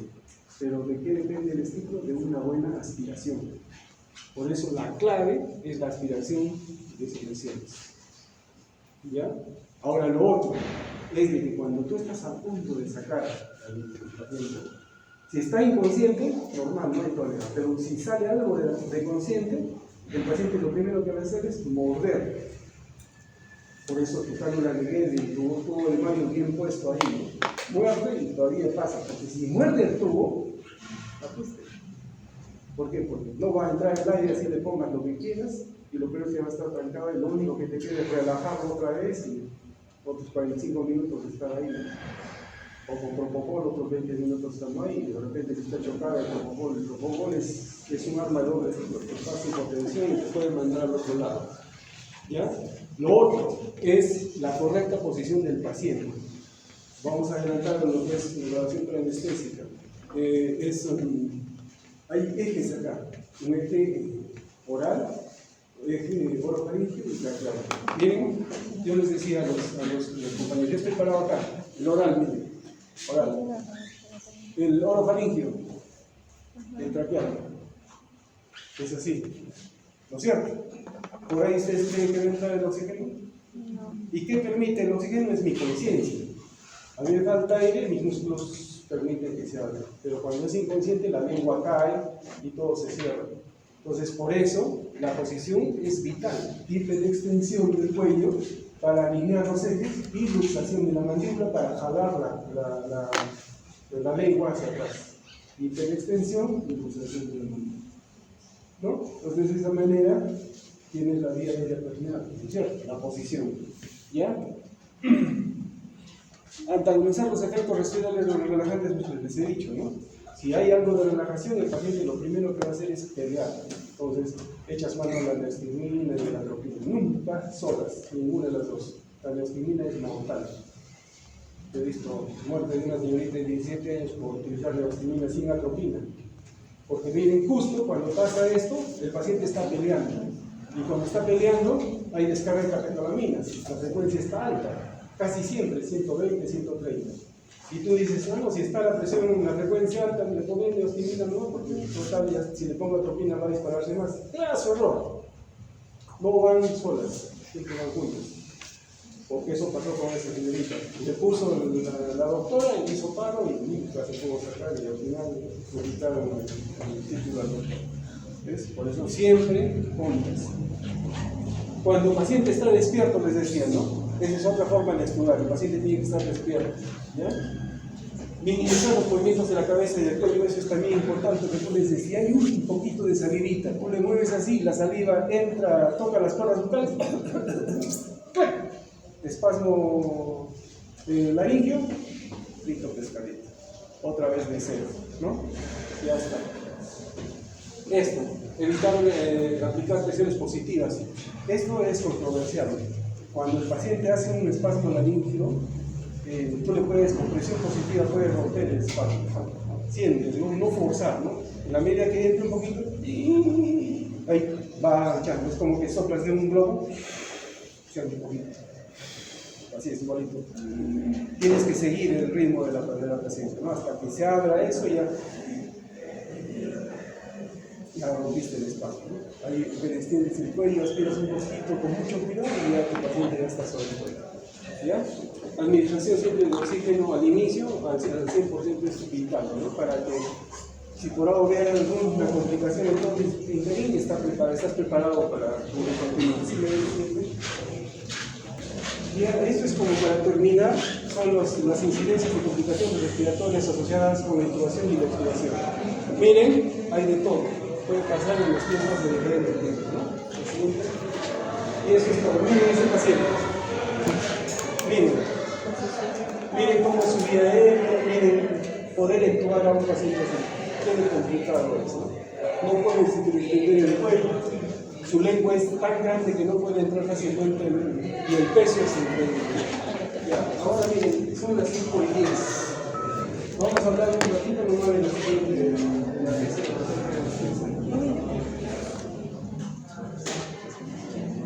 ¿Todos van a votar conmigo o algunos no se hacen? Miller, la guía del 2002 y una revista también para el ayuno preoperatorio. Pueden ustedes buscarlo. Pero básicamente es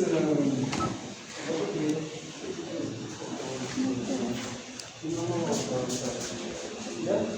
Vamos a pasar a algunas cosas, pero la analogía anestésica básicamente, como ustedes han entendido ya, es ver las consecuencias que puede haber y evitar las consecuencias que puede pasar con la anestesia, ¿no? De esa manera asegurar que el paciente tenga algún problema, ¿no? Por ejemplo, hay que hacer insensible al dolor, mantener las funciones vitales de esos pacientes que están gravemente comprometidas tenemos que mantenerlas, ¿ya? Con catéter venoso central, línea arterial, con todos los dispositivos que tú tienes, ¿no? Hasta balón de contrapulsación aórtica, ECMO, ¿saben qué es el ECMO? Circulación extracorpórea, ¿saben qué es eso? ¿Sí, no? ¿Algo, idea?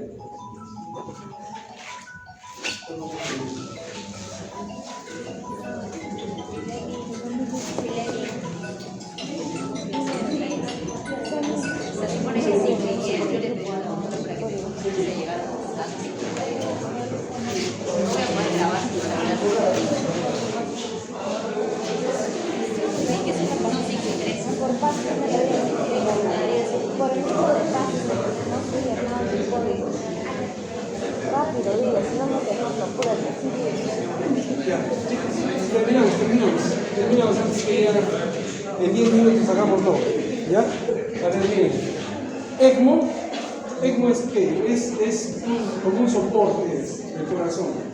Hay varios tipos, ¿no? Veno arterial, veno venoso, todo. ¿En qué consiste? En que si tu corazón es insuficiente o haces paro cardíaco, el ECMO suple eso. Es como un corazón portátil, ¿ya? Eso pasa en el INCOR, por ejemplo, ¿no? En el Alminar, en esos lugares. Yo estoy operando a ella, me hace paro, no se recupera, ECMO. Canalizo las venas, pasa por el dispositivo y ella la despierta igual, ¿eh? Pero conectada al ECMO.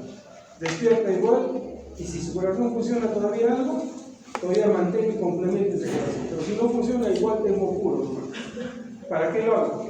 Para que consigan un corazón y entre a trasplante. Para eso. O de repente para una situación recuperable, como el caso de la MUPI. La MUPI tiene afinidad por el corazón. Y si tú administras la MUPI a un paciente, ese corazón deja de funcionar 4 horas.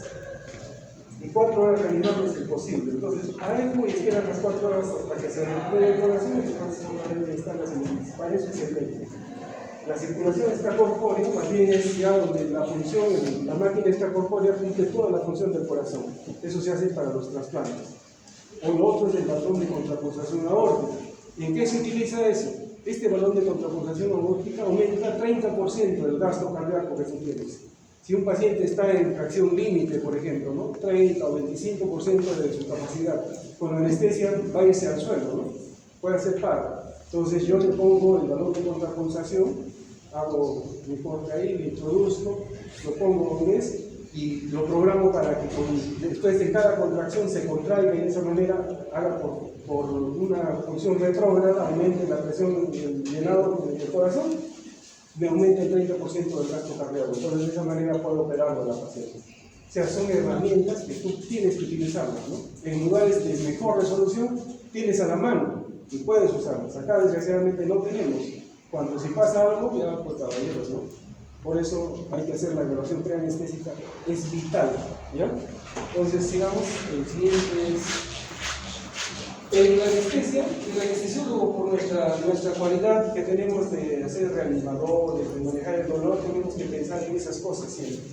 En todo, ¿no? ¿Cómo voy a manejar el dolor postoperatorio? Si hace paro, ¿qué es lo que voy a necesitar de ti? De repente, como esa señora que me estoy contando tiene problemas graves y voy a necesitar recuperación, voy a entrar con adrenalina, voy a entrar con catéter venoso central, con todo, ¿no? Y si pasa algo, al toque voy a tener a la mano todo lo que necesito. Eso es evaluación preanestésica. Pero en sí, miren, en sí, los objetivos primordiales para mí son que el paciente tolere en forma segura la anestesia y lo otro, disminuir los riesgos asociados del paciente. Esa es la evaluación preanestésica. Problema cardíaco, evaluación por cardiólogo, ¿no? Arritmia, ¿qué se llama? Su Holter, ¿no? Para eso es, ¿no? Un problema estructural, su ecocardio, ¿no? Por ejemplo, COVID, moderado severo, neumólogo, que le haga su manejo preoperatorio, nebulizaciones, corticoides, de todo. Asma, que controle el asma, ¿no es cierto? Ya está. Diabético, compensado o descompensado. La mortalidad aumenta, no vamos a entrar en verdad esta exposición es muy amplia, ¿no? Esta exposición es amplia, pero ¿qué pasa? ¿No? Un diabético descompensado, la mortalidad sube de acuerdo al grado de descompensación que tiene por la anestesia. Entonces, ¿cómo nos damos cuenta si está compensado o descompensado? La hemoglobina glicosilada, ¿no? Si la hemoglobina no está normal, es un paciente descompensado. Y entramos a unas tablas para ver qué gran compromiso tiene y qué mortalidad tiene. Si está muy mortal, diferimos la cirugía.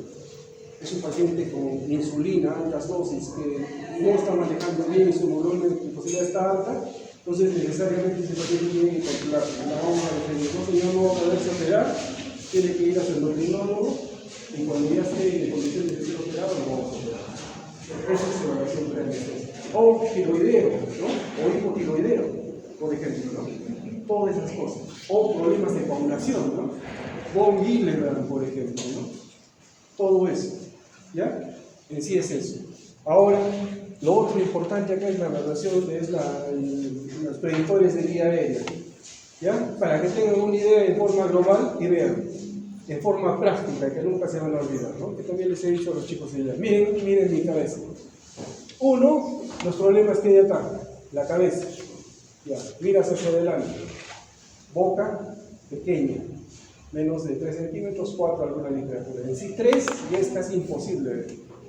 Si ven el laringoscopio, mide 2.5 más el tubo, si queda más de 3 centímetros necesitas para introducir y peor si es vía aérea difícil adentro, no vas a ver nada, no vas a poder hacer nada, ¿no?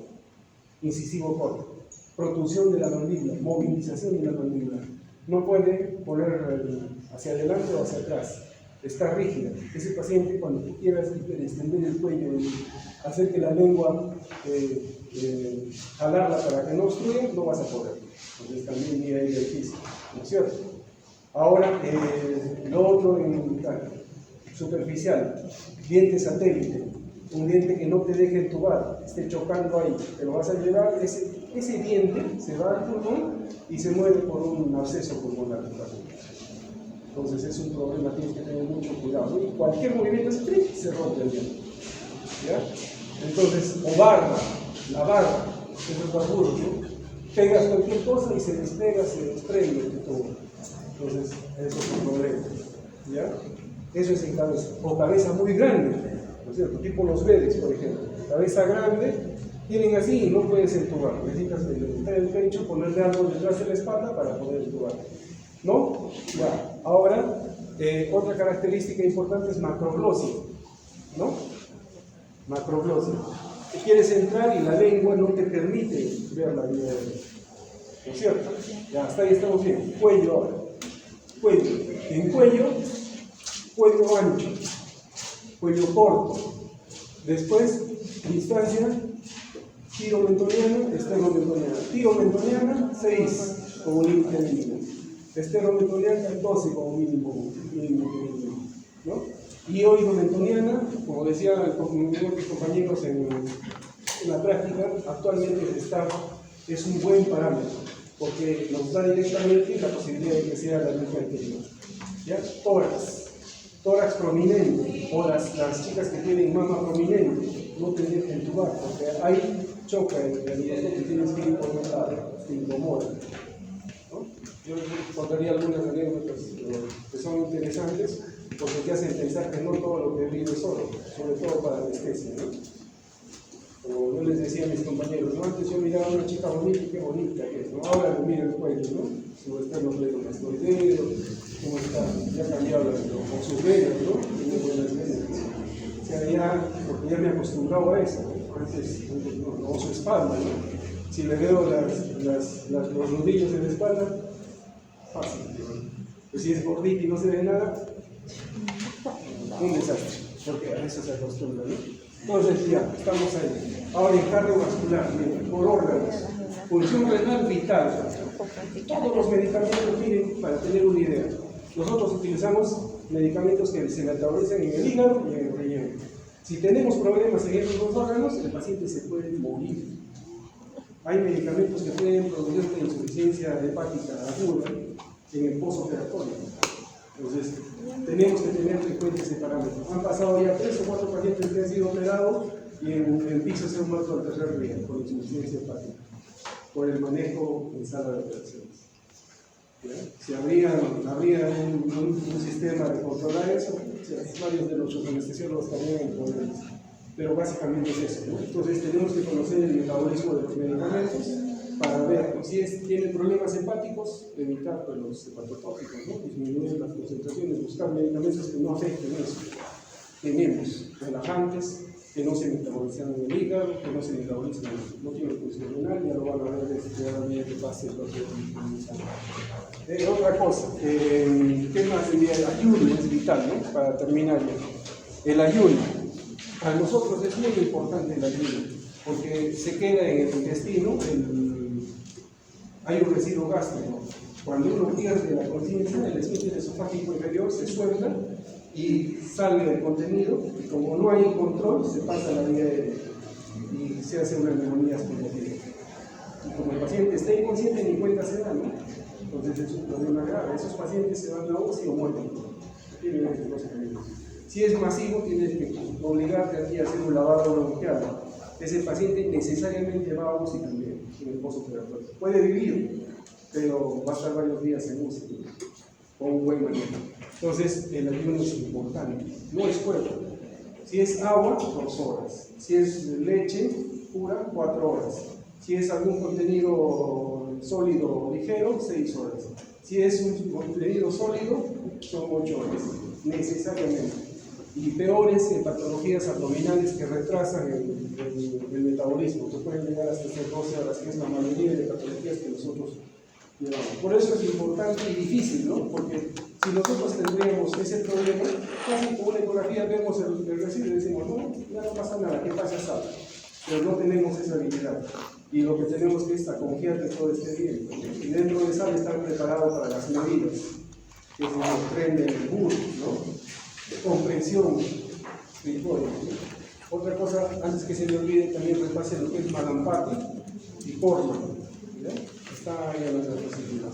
El Malampati es importante que se tome el paciente sentado con la boca abierta y la lengua afuera, sin decirle algo. Pero sí te ayuda a decirle algo, pero eso ya para el criterio, ¿no? Y hay que saber mejor las estructuras. El Portman, en cambio, es vía directa como la endoscopia, ¿ya? Entonces, ahora miren, lo último que hay acá, y vamos a pasar rápido, son las escalas. Y ahí no vamos a comentar solo para que vean. Todo esto van a tener ustedes. Pero esto mira acá. Todas estas son escalas de valoración. El idioma que nosotros hablamos, los anestesiólogos, es el mismo que hablan el ociólogo, el extensiólogo, el cardiólogo, el nefrólogo, el neumólogo, todos. Entonces, estos protocolos, estas tablas, nos ayudan para homogeneizar eso, ¿no? Nosotros cuando tenemos cualquier problema de infarto, PIL, por ejemplo, ¿no? Y así, todas las problemas pulmonares postoperatorios hay escalas, de EPOC hay escalas, de EPIT hay escalas, ¿no? Todo. El sueño, el síndrome obstructivo del asma del sueño, por ejemplo, el tromboembolismo pulmonar, ¿no? La escala de Weiss-Ginebra, todas esas tenemos que tenerlas en cuenta, ¿no? Neurológica, Glasgow, es vital para nosotros, ¿no? La escala de Hanning-Christ, ¿no? Para ver lo que es los problemas de ruptura del neurismo, ¿no? La Fisher, ¿no? Para la hemorragia subaracnoidea, ¿no? Fisher 1, Fisher 2, Fisher 3, ¿no? Para ver pronóstico y mortalidad. Y lo que es de función hepática, ¿no? El chip 1 es vital, ¿no? Nosotros siempre lo manejamos, ¿no? Y decimos como digo, ¿no? Grado A, grado B, grado C. Y así, náuseas y vómitos también, arte y obeso. Y acá vamos a hacer dos que son importantes. Estas. Es el Romash. ¿Han escuchado el Romash? Ya es para valorar los pacientes que han recibido anestesia neurocracia la movilidad de los miembros. Entonces, para darle de alta, el paciente tiene que estar en un Romash 0, ¿no? O sea, que mueve todas las piernas para que se pueda ir a su piso, ¿no? El otro es André, que está en relación a la actividad, a la respiración, a la circulación, a la conciencia y a la saturación, ¿no? Si el paciente cumple esos tres criterios o hace un puntaje mayor de 9, ya puede irse a piso. ¿Ya? Son vitales para el manejo del postoperatorio de la sala de terapia. Y las escalas de sedación, ¿no? También avanzan, ¿no? Han escuchado hablar de eso, ¿no? Nosotros manejamos con el midazolam, los hipnóticos, hasta con un propofol podemos manejar eso. Tanta estabilidad que con el BIS, con el TCI, con el TIVA, podemos dar sedación con el propofol o con tiopental. Y va muy bien, ¿no? Por ejemplo, si le ponemos la anestesia neuroaxial y no lo hemos puesto bien, podemos complementar con las otras, ¿no? Hacer una combinada o una balanceada, depende de lo que queramos, y va muy bien. Y con el BIS mejor para ver la actividad cerebral. Entonces, básicamente es eso, ¿no? También, este también, ¿no? La electrocardiografía, ¿para qué nos sirve? Para ver la resonancia sistémica. Todo está en verdad acá. Todo es un manejo preoperatorio. Un problema valvular, tenemos que determinar qué válvula está mal, qué alteraciones estructurales del corazón tiene, qué implicancias con la anestesia va a tener, o si va a necesitar de repente un procedimiento antes de la cirugía, ¿no? Una prótesis endovascular, por ejemplo, ¿no? O sea, eso es evaluación preanestesica. En esta exposición está desarrollado eso, pero es bastante profundo, ¿no? Y acá es para la especialidad, acá está de forma superficial. Todos los trastornos pulmonares también, ¿no? Para nosotros es muy importante, no se olviden el asma obstructivo del sueño. Son esas personas que roncan y en un momento están, dejan de respirar, ¿no? Constante, pero el tío siempre habrán visto alguno, ¿no? Y pues entonces,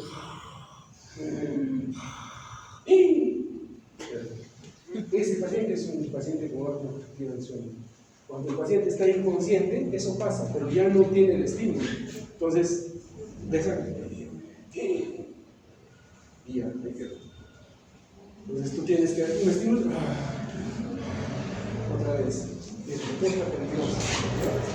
Entonces, así es. Todo tiene protocolos, tiene sus problemas, trastornos endocrinos, la relación del riesgo, pero también esto es importante, ¿no?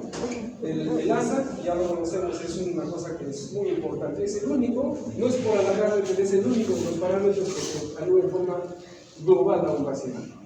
El riesgo cardiovascular, el riesgo de infarto, de isquemia, del corazón, en completo. El Glasgow, neurológico, en completo. Pero si se dan cuenta, el ASA es general. Pero también tiene sus cosas entonces, ¿no? Ahora, la edad es muy importante, las características de los pacientes, ¿no? De eso hemos hablado, de la ayuda hemos hablado. Los exámenes preoperatorios, una cosa también en dos palabras. La hemoglobina ¿Cuánto debe estar la hemoglobina para que un paciente se opere? No debe ser 10. Más, ¿por qué? Esto para terminar. Oxigenación por el oxígeno. ¿Por qué creen? Por la afinidad del oxígeno a la hemoglobina. Cuando una hemoglobina más de 10 te asegura que ese paciente sometido a una anestesia pueda tolerar la anestesia, porque va a estar sometido a hipoxia, a cambios así hemodinámicos y te asegura. Si está menos, hay la posibilidad de que no haya un adecuado intercambio y te empeore, ¿no? Todos estos trastornos producen generalmente la acidosis metabólica. Y la acidosis metabólica puede producir desde problemas microvasculares, puede producir cosas complicadas, ¿no? Que tú las puedes detectar por el AGA, tienes herramientas para ello, que vamos a hablar ya en la parte práctica. Pero básicamente es eso, ¿no? La hemoglobina es así. En un paciente renal crónico puede tolerar hasta 6, en un paciente cardíaco puede tolerar hasta 8. Por eso los fisiólogos quieren operar todos con 8, pero el problema no consideran la anestesia, ¿no? La anestesia no es así, no es de juego, ¿no? Todos los que van a ver ahora y van a rotar 1000 en un paciente.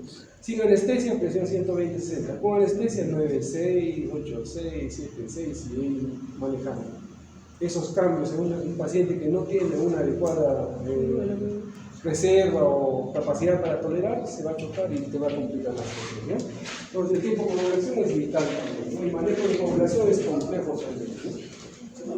¿Ya? Entonces eso, ¿alguna preguntita? Estamos dejando de hablar, pero de esto lo van a aprender ustedes, así que tiran ya su delegada y ya van a ver. ¿Alguna pregunta para irnos? No creo, ¿no? Ya, muchas gracias.